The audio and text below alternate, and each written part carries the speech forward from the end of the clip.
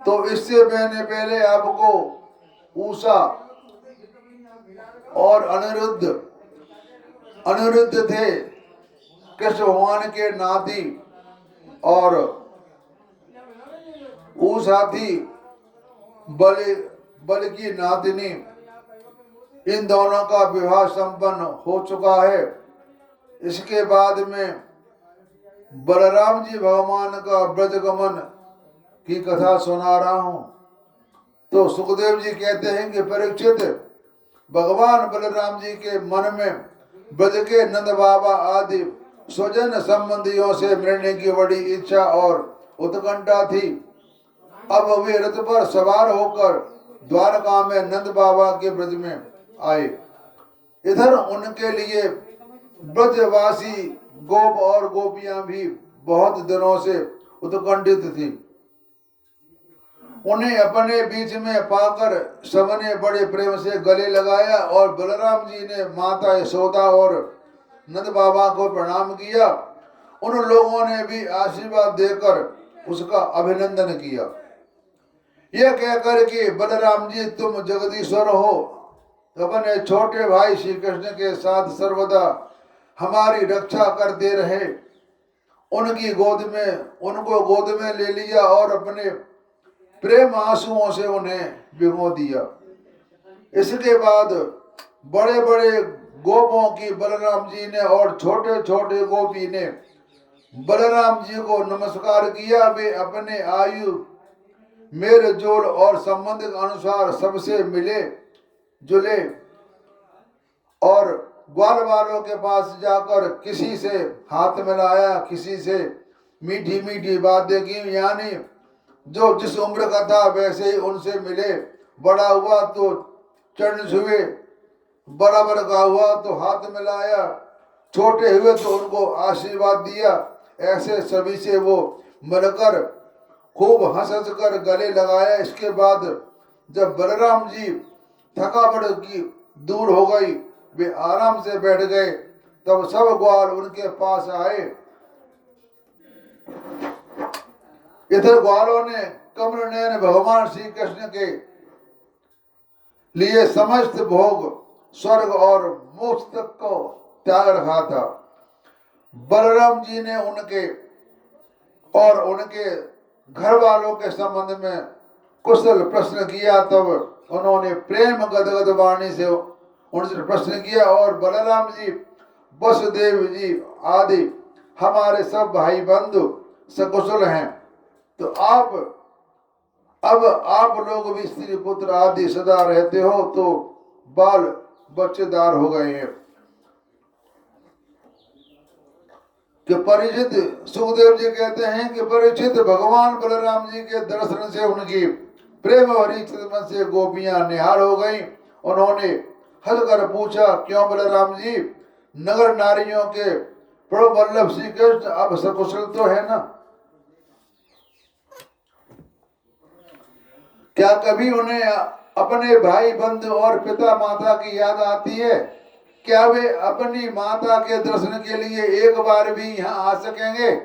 क्या महाभाव श्री कृष्ण कभी हम लोगों की सेवा भी कुछ स्मरण करते, याद करते हैं? आप जानते हैं कि स्वजन संबंधियों को छोड़ना बहुत ही कठिन है, फिर भी हमने उनके लिए माँ बाप, भाई बंधु, पति पुत्र और बहन बेटियों को भी छोड़ दिया।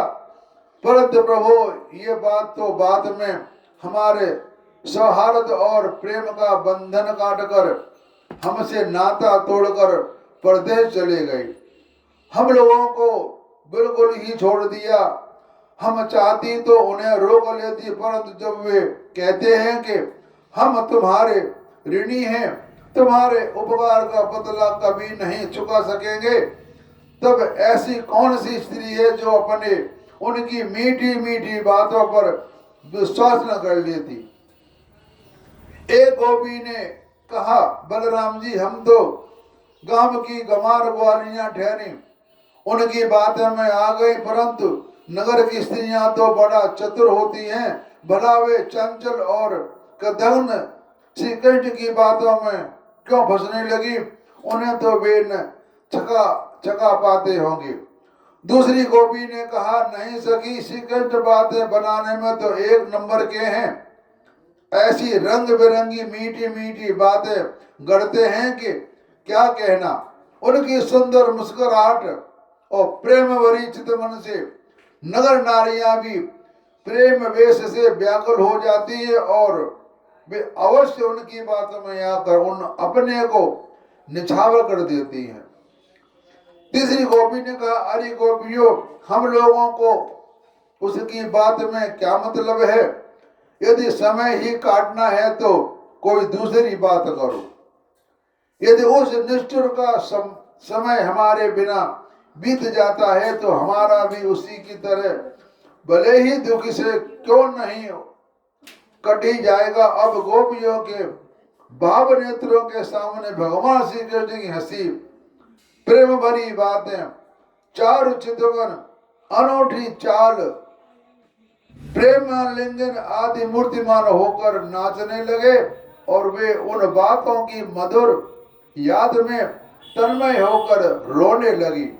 तो परीक्षित, भगवान बलराम जी ने नाना प्रकार से अनुनय विनय करने में बड़े निपुण थे। उन्होंने भगवान श्री कृष्ण के हृदय स्पर्शी और लुभाव से संदेश सुना सुनाकर गोपियों को सांत्वना दी और बसंत के 2 महीने चैत्र और वैशाख वहीं बिताए।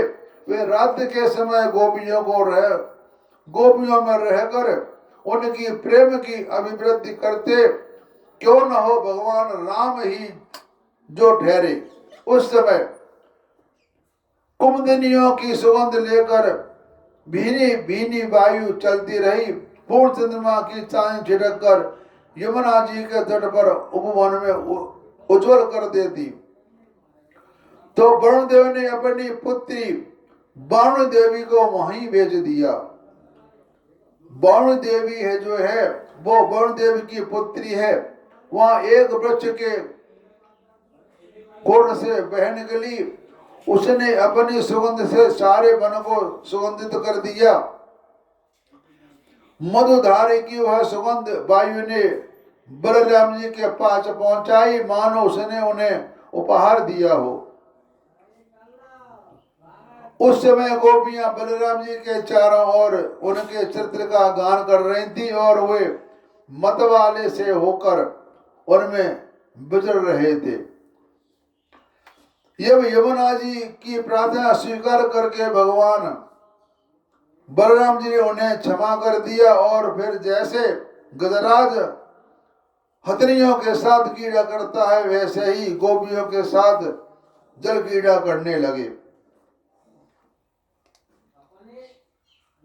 लोगा विराम बलराम जी, महाभाव में आपका पराक्रम भूल गई थी जगतपते।